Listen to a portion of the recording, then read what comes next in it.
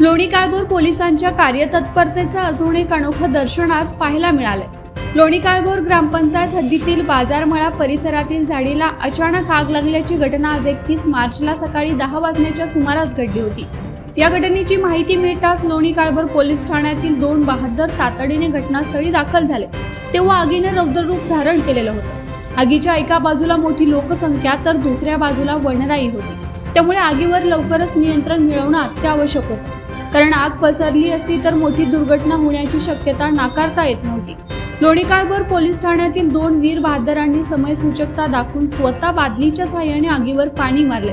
आग आटोक्यात आणण्यासाठी मोकळा पट्टा तयार केला। आग पुढे पसरू नये म्हणून नागरिकांच्या साहाय्याने उपाययोजना केल्या। त्यांच्या या 1 तासाच्या अथक प्रयत्नानंतर आग विझली। या दरम्यान त्या कर्तव्यदक्ष पोलिसांच्या अंगाला आगीच्या झळा आणि चटके मोठ्या प्रमाणात बसले। पोलीस अंमलदार इंद्रजित डाडर आणि मयूर बोरावके असं आगीवर नियंत्रण मिळवलेल्या 2 जिगरबाज पोलिसांचे नाव आहे। त्यांनी दाखवलेल्या कार्यतत्परतेमुळे आज मोठी दुर्घटना टळली। त्यामुळे या 2 पोलिसांनी कर्तव्यनिष्ठा बजावून समाजासमोर एक आदर्श निर्माण केला। दोन्ही पोलीस कर्मचाऱ्यांच्या या साहसाचे सर्वत्र कौतुक होत आहे।